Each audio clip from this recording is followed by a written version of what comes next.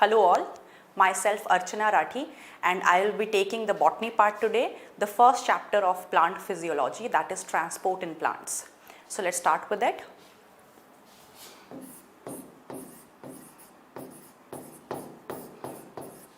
Transport in plants.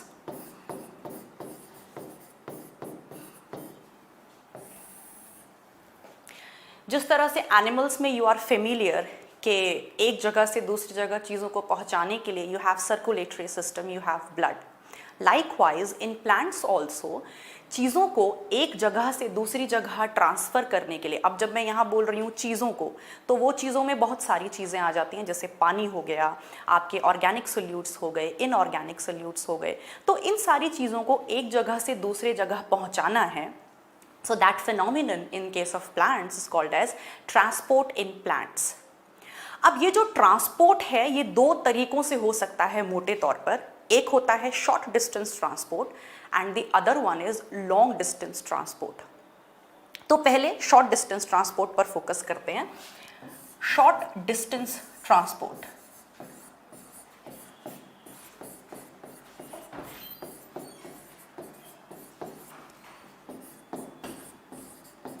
जैसा कि ये खुद ही बता रहा है, the term short distance transport माने the distance of the transport is short here. So what is the meaning of short distance transport? इसके दो मायने हैं.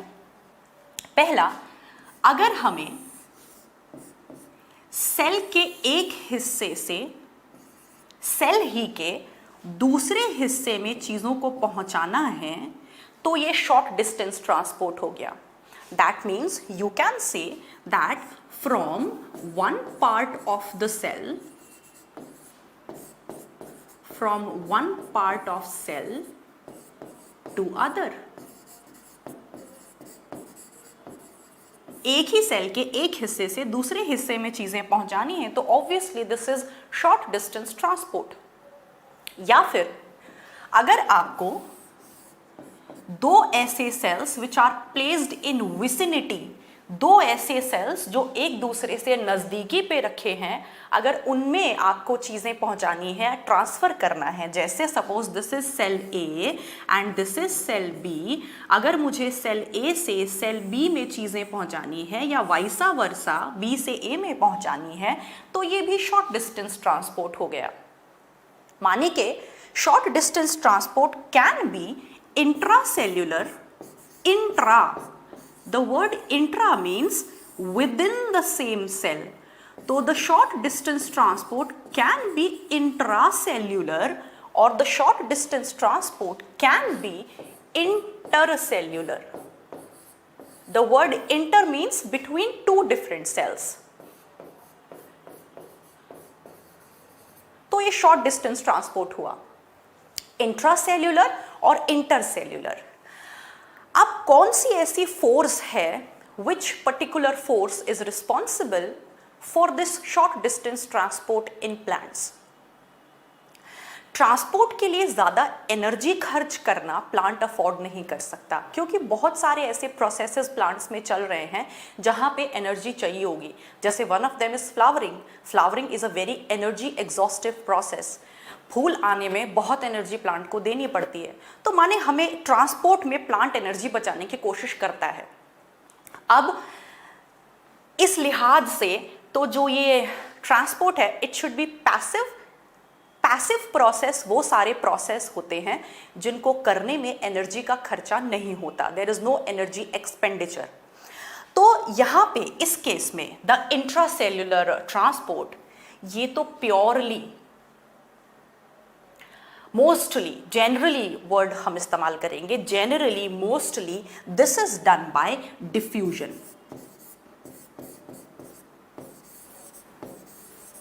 और डिफ्यूजन एक पैसिव प्रोसेस होता है जिसमें एनर्जी का खर्चा नहीं होता, जिसको अभी हम डिटेल में देखेंगे. Intercellular short distance transport is also done by diffusion.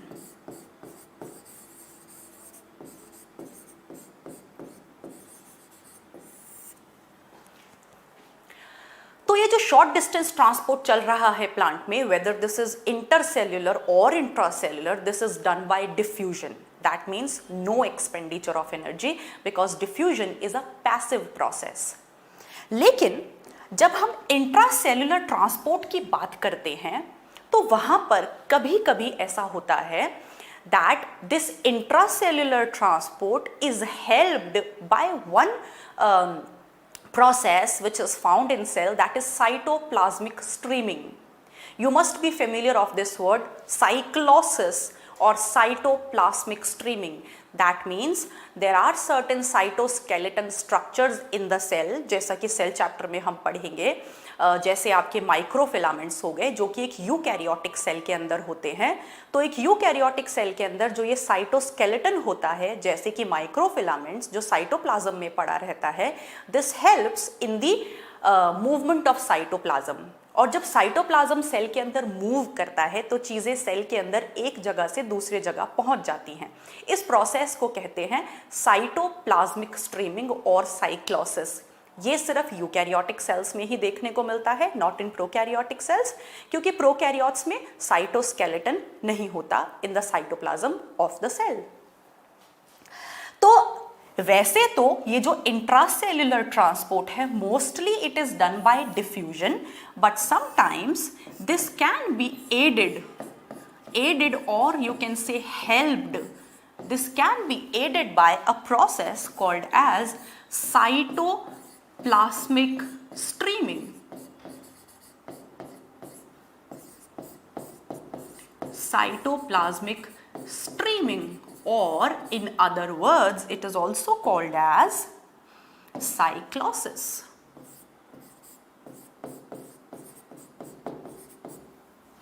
तो ये तो रहा शॉर्ट डिस्टेंस ट्रांसपोर्ट.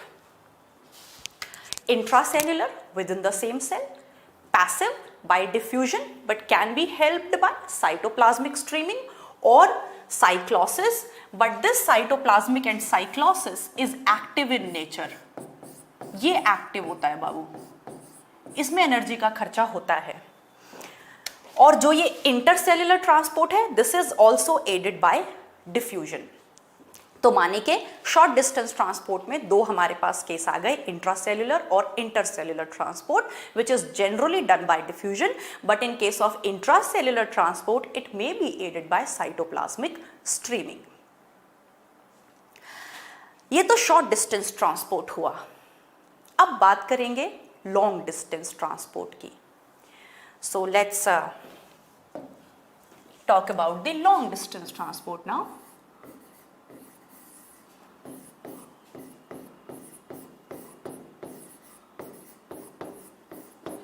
अब लॉन्ग डिस्टेंस ट्रांसपोर्ट में तो लार्जर डिस्टेंस जो है कवर होंगे.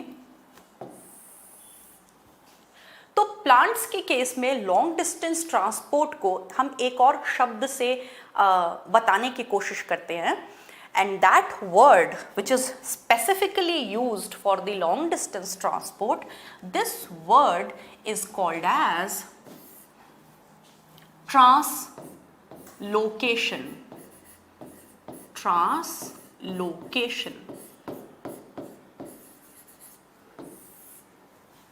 So translocation is specifically the long distance transport in plants. Now what is the long distance transport? जितना भी ट्रांसपोर्ट होगा via xylem and via phloem, phloem के थ्रू और वाया जाइलम,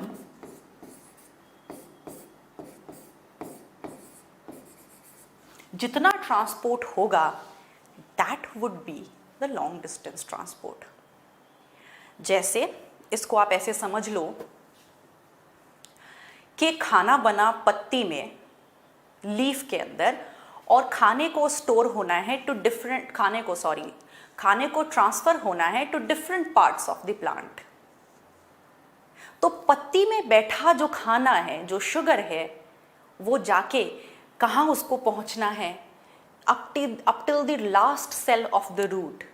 तो लंबा सफ़र है, लंबा डिस्टेंस है जो तय करना है, right from the leaf up to the root tip अगर कंसीडर करो तो दिस इज लॉन्ग डिस्टेंस. और ऐसे ही जाइलम जो रूट आपकी होती है that absorbs minerals and water from the soil, और वहां से उसको पहुंचना है पत्ती तक। तो जाइलम के थ्रू और फ्लोएम के थ्रू जो ये ट्रांसपोर्ट है ये लॉन्ग डिस्टेंस ट्रांसपोर्ट है, जिसके लिए हम शब्द इस्तेमाल करते हैं ट्रांसलोकेशन। और हम जानते हैं कि जाइलम के थ्रू जो लॉन्ग डिस्टेंस ट्रांसपोर्ट होता है वो किसका होता है, आपका वाटर का और मिनरल्स का। और फ्लोएम के थ्रू जो ट्रांसलोकेशन होता है that is food in the form of sugar like sucrose. Xylem और फ्लोएम के थ्रू कैसे ट्रांसलोकेशन होता है वो हम बहुत डिटेल में पढ़ेंगे इन द लेटर पार्ट, वो डिटेल में है। तो अभी फॉर द टाइम बीइंग हमें पता चल गया है कि ट्रांसपोर्ट दो तरह का हो सकता है, शॉर्ट डिस्टेंस ट्रांसपोर्ट और long distance transport. Short distance intracellular और intercellular done by diffusion, and the long distance transport जो सारा फ्लोएम और जाइलम के थ्रू होगा, जिसको आप ट्रांसलोकेशन कहते हो, वो लॉन्ग डिस्टेंस हो गया। अब दिमाग में एक बात आती है कि अभी पीछे बोला कि डिफ्यूजन करने के लिए तो शॉर्ट डिस्टेंस ट्रांसपोर्ट जो है डिफ्यूजन से हो जाएगा, but what about this long distance transport? क्या ये डिफ्यूजन से होगा? क्या डिफ्यूजन लॉन्ग डिस्टेंस ट्रांसपोर्ट करा सकता है?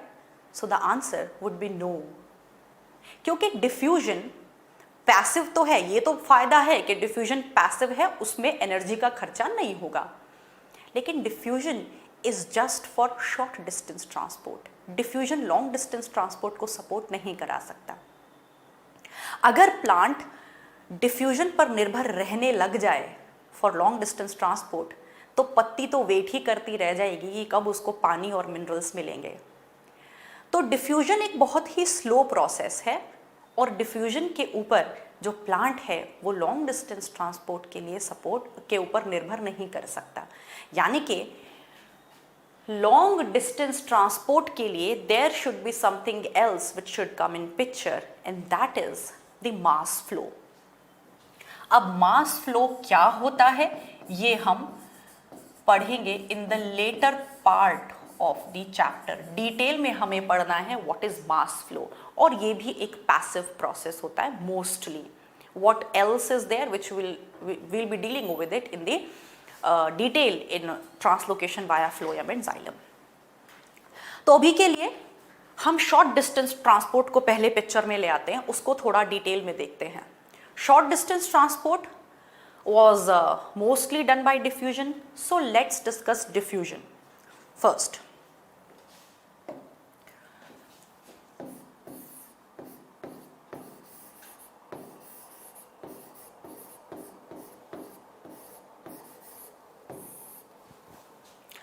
Diffusion एक ऐसा वर्ड है जो almost in all the subjects आप पढ़ते हो, जो बहुत ही एक कॉमन सी डेफिनेशन इसके है, कॉमन सी परिभाषा है कि डिफ्यूजन जो है that is simply the movement, it is a kind of movement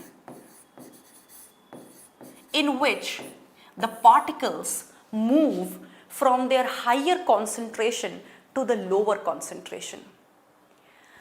it is a kind of movement जहां पे जो मूवमेंट है वो कैसे हो रहा है, from the region of higher concentration, from the region of higher concentration towards the region of lower concentration.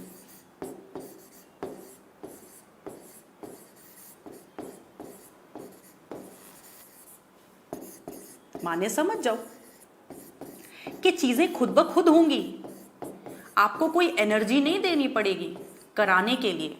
जैसे इसमें आप एग्जाम्पल ले सकते हो, एक कमरे में आपने एक कोने में अगरबत्ती लगा दी, थोड़े समय बाद पूरे कमरे में खुशबू फैल जाती है। This is a simple example of diffusion. आपको ज़रूरत ही नहीं है कुछ करने की, ये खुद ब खुद हो जाता है। तो इसीलिए जो डिफ्यूजन है वो एक पैसिव प्रोसेस होता है, क्योंकि खुद ब खुद हो जाता है। इसको कराने में एनर्जी का खर्चा नहीं कराना होता। there is no expenditure of energy and things will always move from the higher concentration to the lower concentration. और जब मूवमेंट हायर कॉन्सेंट्रेशन से लोअर कॉन्सेंट्रेशन की तरफ हो तो इसके लिए हम एक नाम देते हैं, इस तरह के मूवमेंट को हम कहते हैं डाउन द ग्रेडियंट मूवमेंट। हम कहेंगे कि जो मूवमेंट है वो डाउन द ग्रेडियंट हो रहा है, डाउन द ग्रेडियंट हो रहा है। डाउन द ग्रेडियंट के मायने क्या हैं? ग्रेडियंट का मतलब यहां पे क्या है? ग्रेडियंट का मतलब है अंतर, दो पॉइंट्स के बीच में कॉन्सेंट्रेशन का अंतर। जैसे इसको आप समझ सकते हो, जैसे इन फिजिक्स इलेक्ट्रिसिटी पढ़ते हैं, दो पॉइंट्स के बीच में इलेक्ट्रिसिटी का फ्लो तभी होता है when there is potential difference between two points, that is called as potential gradient. Likewise diffusion तब होगा जब दो पॉइंट्स के बीच में कॉन्सेंट्रेशन ग्रेडियंट होगा, माने कॉन्सेंट्रेशन में अंतर होगा। और ये प्रोसेस खुद हो रहा है, इसीलिए डाउन द ग्रेडियंट है, माने from higher concentration to lower concentration. तो इसको कहते हैं डाउन द ग्रेडियंट मूवमेंट, माने from higher concentration to lower concentration. या फिर इसके लिए एक और वर्ड इस्तेमाल कर लेते हैं, and that is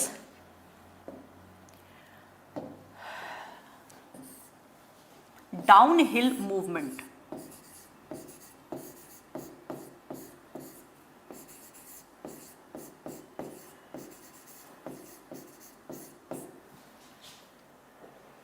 तो डिफ्यूजन में डाउनहिल मूवमेंट या डाउन द ग्रेडियंट मूवमेंट देखने को मिलता है, जो खुद हो जाता है, अपने आप हो जाता है और from higher concentration to lower concentration होता है। तो ये कुछ मोटी मोटी सी बातें हो गई रिगार्डिंग डिफ्यूजन। अब देख लेते हैं बेटा जी कि डिफ्यूजन आपको कहाँ कहाँ देखने को मिलता है और इसकी क्या क्या प्रॉपर्टीज हैं। Diffusion is not restricted to living systems. Diffusion ऐसा नहीं है कि आपको सिर्फ लिविंग सिस्टम में देखने को मिलेगा, ये आपको नॉन लिविंग सिस्टम में भी देखने को मिलता है, लिविंग सिस्टम में भी देखने को मिलता है। जैसे नॉन लिविंग सिस्टम का एग्जांपल मैंने अभी आपको दिया कि कमरे में अगरबत्ती लगाई और खुशबू फैल गई, तो नॉन लिविंग चीज़ में भी डिफ्यूजन देखने को मिलता है और लिविंग चीज़ों में भी डिफ्यूजन देखने को मिलता है। तो ये दोनों सिस्टम्स में देखने को मिलता है। देन नेक्स्ट कि डिफ्यूजन एक एंट्रोपी ड्रिवन प्रोसेस है। डिफ्यूजन एक एंट्रोपी ड्रिवन प्रोसेस है, माने इसका क्या मतलब है? एंट्रोपी आप पढ़ते हो that is degree of randomness और डिग्री ऑफ डिसऑर्डरलीनेस।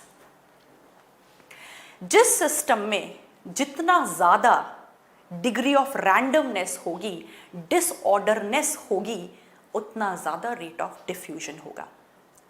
क्योंकि डिफ्यूजन के दौरान जो पार्टिकल्स का मूवमेंट होता है वो रैंडम होता है।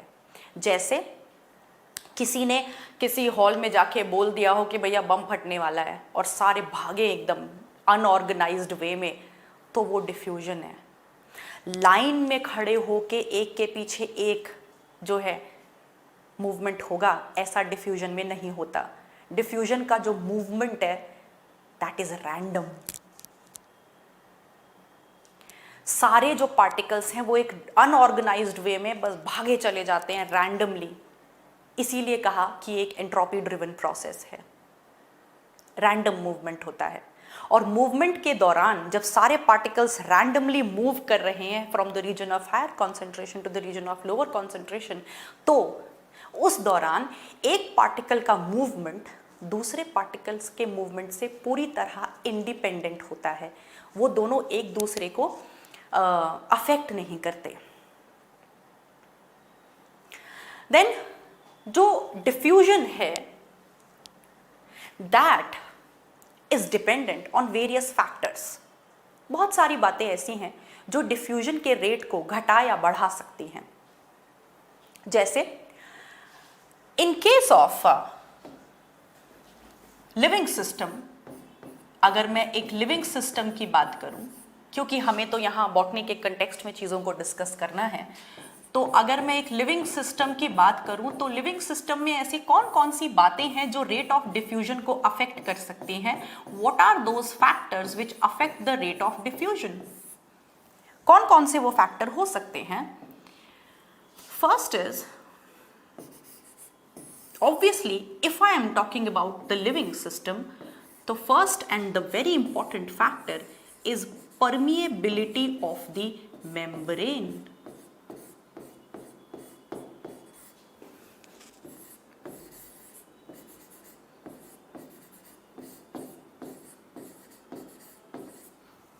जैसे अभी हमने पीछे एग्जाम्पल लिया था, अगर एक सेल से दूसरे सेल में चीजों को जाना है, या सेल के बाहर डिफ्यूज आउट होना है, या सेल के अंदर आना है डिफ्यूजन से, तो ऑब्वियसली डिफ्यूजन से कितनी तेजी से सेल के अंदर कोई चीज आएगी या बाहर जाएगी, किसके ऊपर निर्भर करेगा कि जिस सेल में ये हो रहा है उस सेल की मेम्ब्रेन परमिएबल है फॉर द डिफ्यूजिंग पार्टिकल और नॉट। जिस पार्टिकल को डिफ्यूज होना है, डिफ्यूज होके सेल से बाहर जाना है या सेल के अंदर आना है, उस पार्टिकल की परमिएबिलिटी अगर मेम्ब्रेन में कम है तो रेट ऑफ डिफ्यूजन घट जाएगा, और अगर उस पार्टिकल के लिए मेम्ब्रेन की परमिएबिलिटी बढ़िया है तो ऑब्वियसली रेट ऑफ डिफ्यूजन बढ़ जाएगा। सो लिविंग सिस्टम में rate of diffusion depends on the permeability of the membrane, one. Then second, concentration gradient.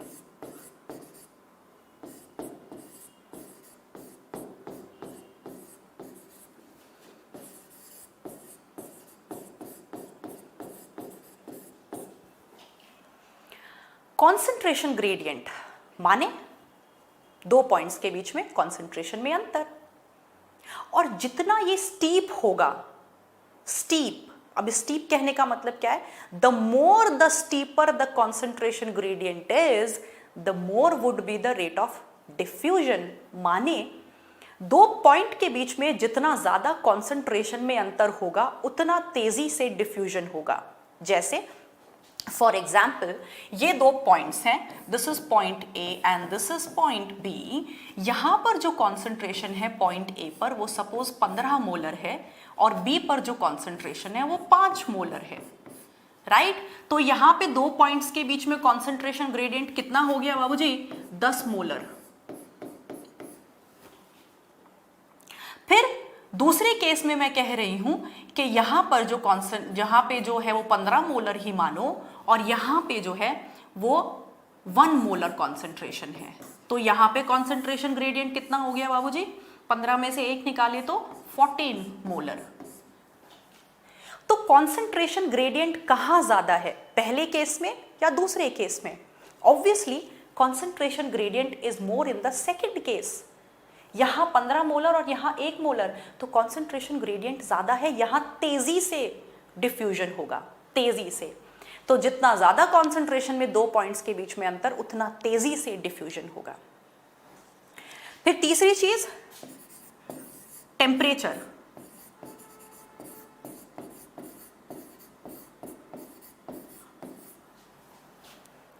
अभी हमने डिस्कस किया कि जितना ज्यादा रैंडमनेस होगी सिस्टम में, डिसऑर्डरलीनेस होगी, डिफ्यूजन उतनी तेजी से होगा, because diffusion is also a random movement of particles. तो अगर आप किसी सिस्टम में टेम्परेचर ज़्यादा दे दोगे तो उसके जो मॉलिक्यूल्स हैं, जो पार्टिकल्स हैं, उनको एनर्जी मिल जाएगी, and well they will get energy, they will move very fast. So the more the temperature, the more would be the rate of diffusion. And then the density of the diffusing particles. वैसे ये सारा part आप diffusion के context में physics और chemistry में भी पढ़ लेते हो, but this is in context with living system.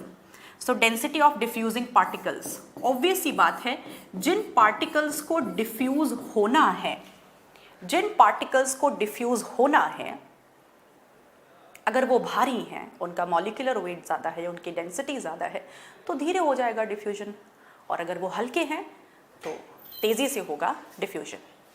So these are the factors which are responsible for affecting the rate of diffusion. अब चलते हैं आगे. अब एनसीईआरटी की एक आध लाइन डिस्कस करते हैं बेटा. एनसीईआरटी में एक लाइन लिखी है that diffusion is very common in case of liquids and in case of gases. सबसे ज़्यादा आपको डिफ्यूजन कहाँ देखने मिलता है? गैसेस में. जैसे कि अभी एग्जाम्पल दिया, अगरबत्ती लगाई, बहुत ही कम टाइम में पूरे जो है कमरे में खुशबू फैल जाती है, तो गैसेस में बहुत तेज़ होता है डिफ्यूजन. लिक्विड्स, उसके बाद लिक्विड्स में सॉलिड. अब सॉलिड के लिए एनसीईआरटी में एक लाइन लिखी है कि diffusion in solids is more likely than of solids. Diffusion in solids is more likely than of solid. माने सॉलिड के अंदर डिफ्यूजन होना ये ज्यादा देखने को मिलता है बजाय कि इसके कि सॉलिड का डिफ्यूजन हो. जैसे इसको आप ऐसे समझ सकते हो कि सपोज फॉर इंस्टेंस, बहुत ही कॉमन भाषा में, सपोज फॉर इंस्टेंस मैंने इस कमरे के एक हिस्से में टेबल चेयर भर दी, बहुत सारी टेबल चेयर, और दूसरे हिस्से में टेबल चेयर बिल्कुल है ही नहीं. तो ऐसा तो नहीं होगा कि आप सुबह उठ के आओगे तो आपको अपने आप जो है टेबल चेयर दूसरे कोने में जाते हुए मिलेंगी, क्योंकि यहां तो कॉन्सेंट्रेशन हाई थी ना. लेकिन एक सॉलिड के अंदर डिफ्यूजन को देखना आसान है. जैसे सपोज आप जो है कमरे के एक पोर्शन पे पानी अगर फेंक दो, पानी गिरा दो या कहीं से पानी खोल दो, तो पानी अपने आप उधर भागा चला जाएगा जहां कंसंट्रेशन पानी की कम होगी. तो सॉलिड के अंदर, सॉलिड में डिफ्यूजन ज्यादा कॉमन है एज कंपेयर टू सॉलिड का खुद का diffusion. So this is the line of NCERT which you have to remember. तो ये डिफ्यूजन हो गया बाबू. एक मोटे मोटे तौर पर फटाफट से रिकैपिचुलेट कर लेते हैं व्हाट इज डिफ्यूजन. डिफ्यूजन एक पैसिव प्रोसेस है. Down the gradient movement, down hill movement, यानी कि हाई कॉन्सेंट्रेशन से लो कॉन्सेंट्रेशन की तरफ होगा. एनर्जी का खर्चा यहाँ नहीं होना.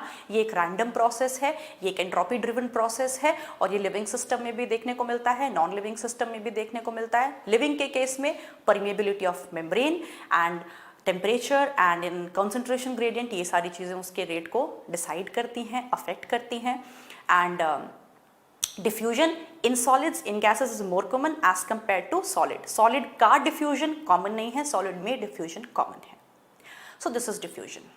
और प्लांट लॉन्ग डिस्टेंस ट्रांसपोर्ट के लिए डिफ्यूजन के ऊपर निर्भर नहीं कर सकता क्योंकि वो स्लो प्रोसेस है. अब डिफ्यूजन का ही एक और केस देख लेते हैं जो काफी इंपॉर्टेंट है, and that is facilitated diffusion.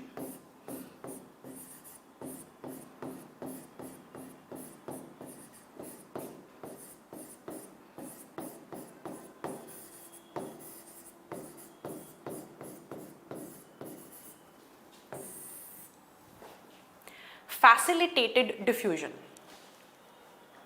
माने डिफ्यूजन को कोई फैसिलिटेट कर रहा है, माने डिफ्यूजन को कोई हेल्प कर रहा है. When the process of diffusion is helped by something, that is called as facilitated diffusion. Diffusion is facilitated by something. अब वो क्या है वो देख लेते हैं.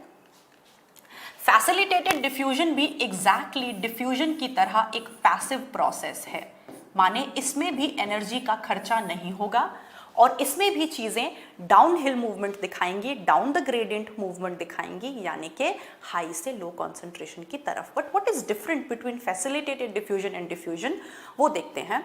उसके पहले चलते हैं एक लिविंग सेल के पास. ये एक लिविंग सेल हो गया बाबूजी, और आप ये जानते हो कि एक लिविंग सेल में जो आपकी ये होती है लिमिटिंग मेम्ब्रेन होती है, उसको कौन बना रहा है? एक लिविंग सेल में the limiting membrane is the plasma membrane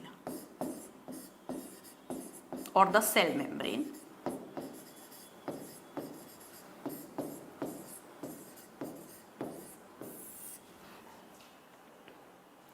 ये जो प्लाज्मा मेम्ब्रेन है इसका अपना कुछ नेचर है. इसका खुद का नेचर, क्या नेचर है प्लाज्मा मेम्ब्रेन का खुद का?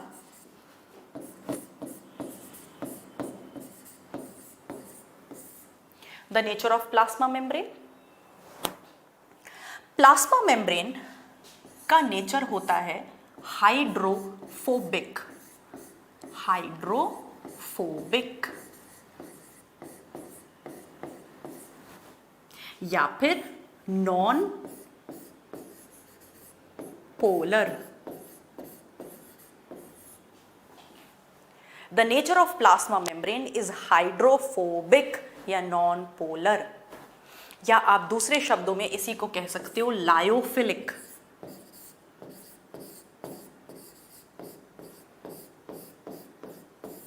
माने प्लाज्मा मेम्ब्रेन का खुद का नेचर है water repelling and lipid loving, and that is non polar in nature.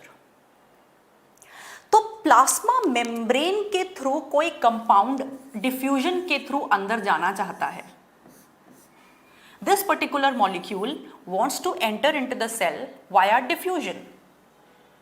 तो पहले प्लाज्मा मेम्ब्रेन एंट्री देने से पहले चेक करेगी, मॉलिक्यूल को देखेगी और ये जानेगी कि उस मॉलिक्यूल का नेचर उसके जैसा है या उससे अलग है। अगर उसका नेचर, उस मॉलिक्यूल का नेचर उसके जैसा होगा तो प्लाज्मा मेम्ब्रेन बिना किसी दिक्कत के उसको एंट्री लेने देगी। लेकिन अगर उसके जैसा नहीं है तो अपने से ऑपोजिट नेचर तो इंसान को पसंद नहीं आता, तो प्लाज्मा मेम्ब्रेन भी अपने से ऑपोजिट नेचर वाले मॉलिक्यूल को आसानी से एंट्री नहीं देगी। यानी कि those molecules which are non polar, ऐसे मॉलिक्यूल्स जो नॉन पोलर हैं नेचर में और हाइड्रोफोबिक हैं या लायोफिलिक हैं, उनको तो प्लाज्मा मेम्ब्रेन आसानी से एंट्री दे देगी, इनकी एंट्री तो हो जाएगी। लेकिन व्हाट अबाउट द मॉलिक्यूल्स जिनका नेचर प्लाज्मा मेम्ब्रेन से ऑपोजिट है, जैसे आपका हो गया पानी, वाटर, या वाटर सॉल्युबल कंपाउंड्स, और वाटर सॉल्युबल कंपाउंड्स को ही दूसरे शब्दों में क्या कह देते हैं? हाइड्रोफिलिक, हाइड्रोफिलिक या फिर लायोफोबिक या पोलर।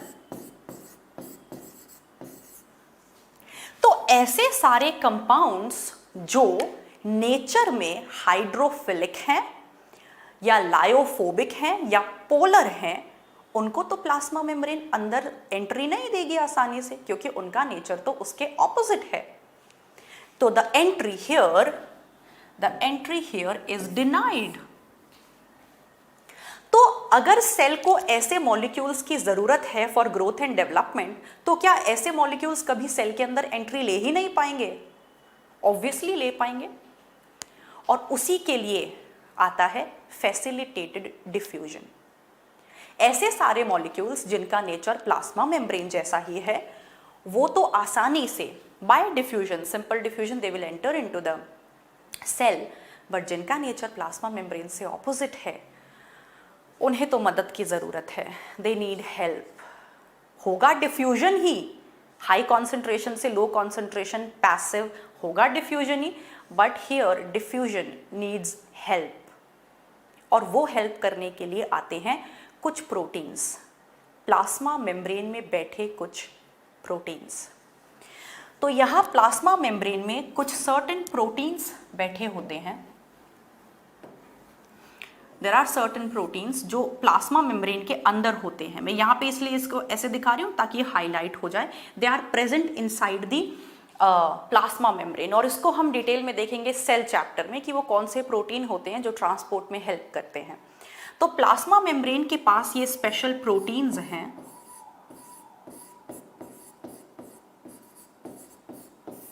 और ये प्रोटीन्स सामने आएंगे किसकी मदद करने के लिए? ऐसे मॉलिक्यूल्स की जिनका नेचर प्लाज्मा मेम्ब्रेन से ऑपोजिट है। और ये प्रोटीन्स को जनरली हम कह देते हैं चैनल प्रोटीन्स और ट्रांसपोर्ट प्रोटीन्स। तो आपको समझ में आ ही गया होगा कि ऐसा डिफ्यूजन जिसकी मदद प्लाज्मा मेम्ब्रेन में बैठे कुछ ट्रांसपोर्ट प्रोटीन्स कर रहे हैं, जिनको आप चैनल प्रोटीन्स या कैरियर प्रोटीन्स कह देते हो, तब वो डिफ्यूजन फैसिलिटेटेड डिफ्यूजन हो जाता है for those kind of molecules which has opposite nature as of plasma membrane. तो ये कैरियर प्रोटीन्स अब हेल्प करेंगे इन मॉलिक्यूल्स को to pass through the plasma membrane. तो इसको हम कह देते हैं facilitated diffusion. The diffusion here is facilitated by the special membrane proteins which are transport proteins.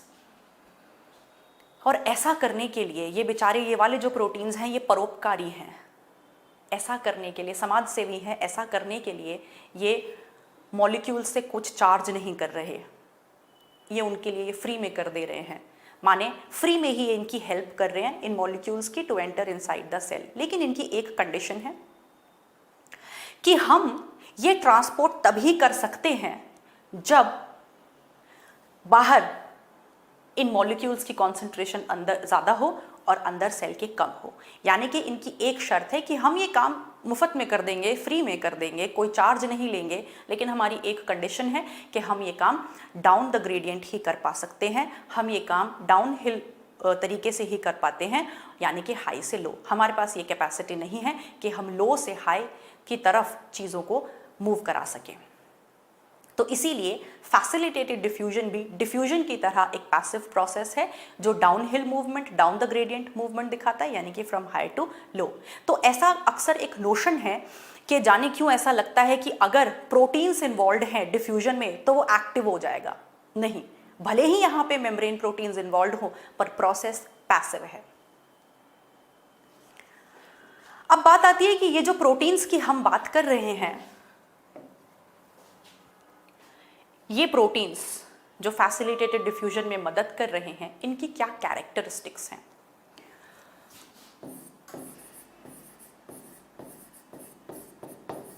तो कैरेक्टरिस्टिक्स और properties of the channel proteins और the carrier proteins involved in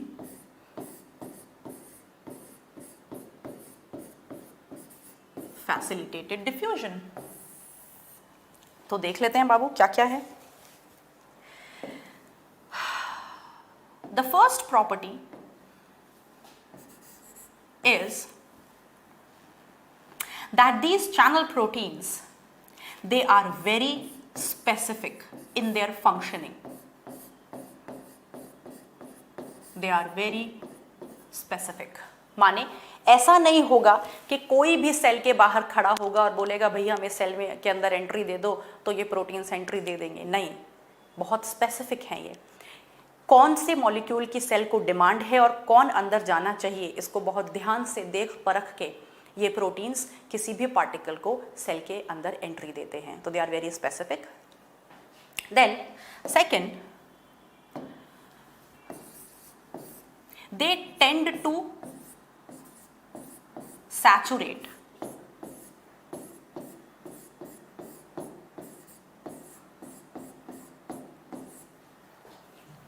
tend to saturate मतलब इनकी अपनी एक लिमिट है। माने जैसे एक ही बार में 100 मॉलिक्यूल जाकर खड़े हो गए सेल के बाहर और बोल रहे हैं कि हमको एंट्री चाहिए, तो ये मना कर देंगे, बोलेंगे भैया हमारी लिमिट 10 की है, एक बार में हम एक बारी में 10 को ही करा पाते हैं ट्रांसफर। तो इनकी अपनी एक लिमिट है, उसके बाद ये सैचुरेट हो जाते हैं। तो ऐसा नहीं कि अनलिमिटेड अमाउंट में मॉलिक्यूल्स को जो है ट्रांसफर करा सकते हैं। तो they tend to saturate. Then they are sensitive to inhibitors.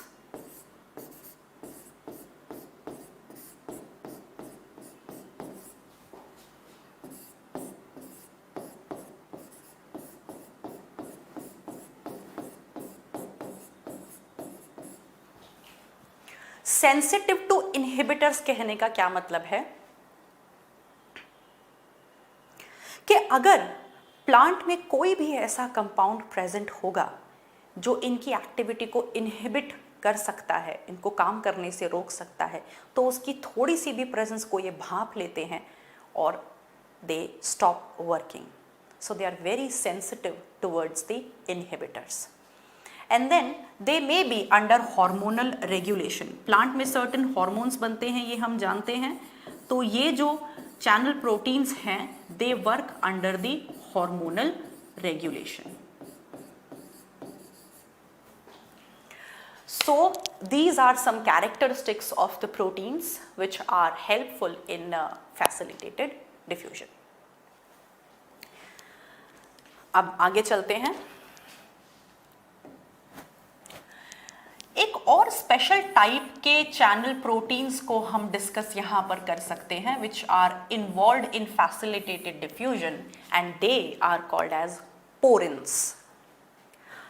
Porins specifically ऐसे प्रोटीन्स हैं जो फैसिलिटेटेड डिफ्यूजन में इन्वॉल्व होते हैं, लेकिन उनका साइज बाकी के चैनल प्रोटीन्स से बड़ा होता है.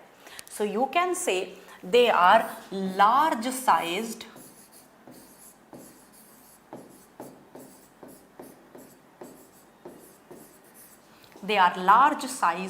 channel or carrier proteins.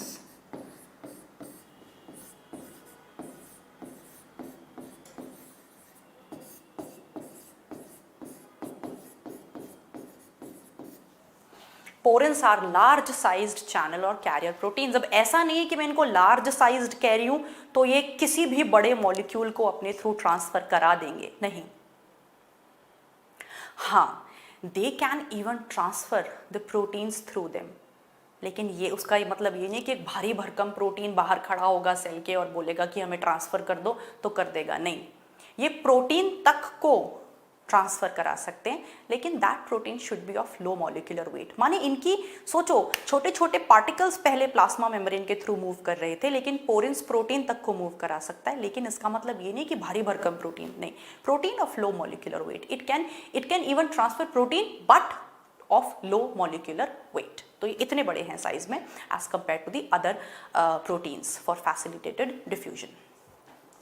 Now porins कहाँ होते हैं, कहाँ आपको देखने को मिलते हैं porins? Porins are found in bacteria,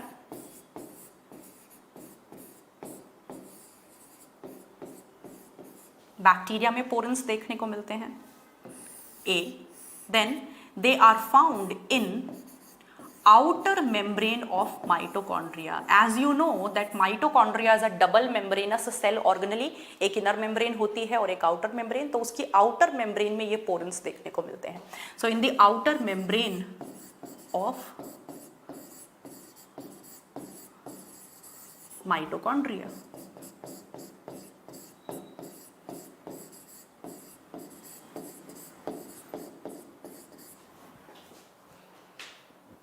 और कहा,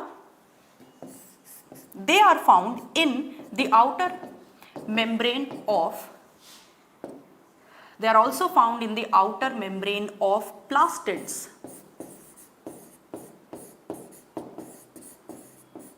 प्लास्टिड, और प्लास्टिड आप जानते हो कौन होते हैं? Chloroplast, chromoplast, leucoplast. तो ये क्लोरोप्लास्ट की आउटर मेम्ब्रेन में देखने को मिल सकते हैं, माइटोकॉन्ड्रिया की आउटर मेम्ब्रेन में, और बैक्टीरिया में, बैक्टीरिया के पास. तो ये पोरिन्स कहलाते हैं. फिर पोरिन्स के बाद एक और आपको चीज बता देते हैं यहां पे, that is water channels. Membrane के पास वाटर चैनल्स भी होते हैं जिसके अक्रॉस वाटर ट्रांसफर होता है, water molecules. And water channels are composed of 8 different type of aquaporins. 8 अलग अलग तरह के एक्वापोरिन्स वाटर चैनल बनाते हैं.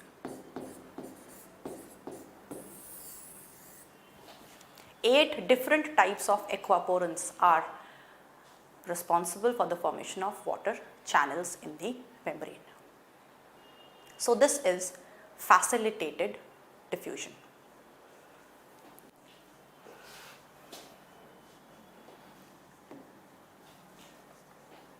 Now, how does it work? How these membranes are responsible for the movement of the particles across them. तो देखते हैं, ये बेटा जी 3 तरीकों से हो सकता है।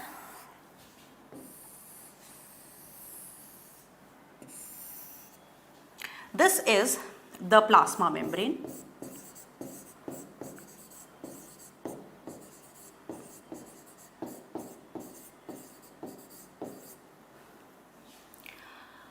This is outside the cell and this is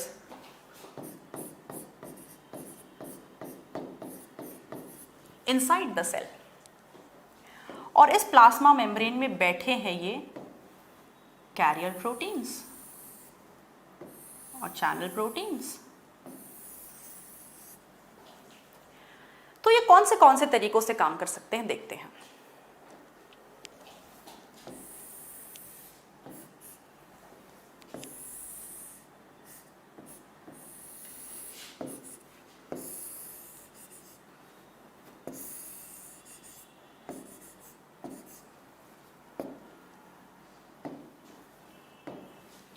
This is the uniport,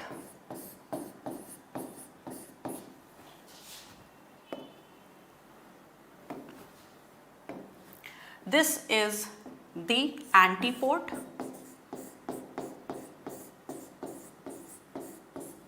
and this is the symport। अब देखो क्या अंतर है तीनों में। एंटी यूनिपोर्ट का क्या मतलब है? यूनिपोर्ट का मतलब है कि जब इन चैनल प्रोटीन के थ्रू ट्रांसफर हो रहे हैं मॉलिक्यूल्स, तो वो मॉलिक्यूल किसी और के ऊपर निर्भर नहीं करेगा अपने ट्रांसफर के लिए। The movement of particle here would be independent and will not be dependent on any other particle. यानी कि एक बार में एक ही तरह के मॉलिक्यूल का ट्रांसफर होगा वाया द प्रोटीन। तो इसको बोलते हैं यूनिपोर्ट। यूनि माने एक अकेला। एंटीपोर्ट और सिम्पोर्ट ये दोनों वो तरीके हैं जहां पे मॉलिक्यूल का जो ट्रांसफर है that is not independent but it is dependent on the other particle for the movement. Antiport में 2 पार्टिकल्स का मूवमेंट ऑपोजिट डायरेक्शन में होगा और सिम्पोर्ट में 2 पार्टिकल्स का मूवमेंट एक साथ एक ही दिशा में होगा, एक ही डायरेक्शन में होगा। तो एंटीपोर्ट में क्या है, अगर ए मॉलिक्यूल सेल के अंदर एंट्री ले रहा है तो उसी दौरान बी मॉलिक्यूल सेल के बाहर एंट्री लेगा। माने इन दोनों का आपस में 36 का आंकड़ा है कि अगर ए अंदर है तो बी अंदर नहीं रहेगा, बी को बाहर आना पड़ेगा। तो उसी दौरान सेम टाइम पे उस ट्रांसफर प्रोटीन के थ्रू ए की एंट्री हो रही है और बी की एग्जिट हो रही है। This is antiport. सिम्पोर्ट में ये दोनों जाएंगे तो इकट्ठे जाएंगे वरना नहीं जाएंगे। माने ए और बी इकट्ठे इस ट्रांसपोर्ट प्रोटीन के थ्रू एक ही डायरेक्शन में मूव कर रहे हैं। सो दिस इज सिम्पोर्ट। तो ये 3 तरीकों से जो है ट्रांसफर हो सकता है, यूनिपोर्ट, एंटीपोर्ट, सिम्पोर्ट। यूनिपोर्ट में it is independent of any other particle और मॉलिक्यूल, और एंटी और सिम में इट इज डिपेंडेंट। अगर एक ही दिशा में जाएंगे, डिपेंडेंसी ऐसी है कि एक ही साथ जाएंगे तो सिम्पोर्ट, ऑपोजिट जाएंगे तो antiport. So this is the way of movement via the transport proteins. So this is all about the diffusion and the facilitated diffusion. Thank you.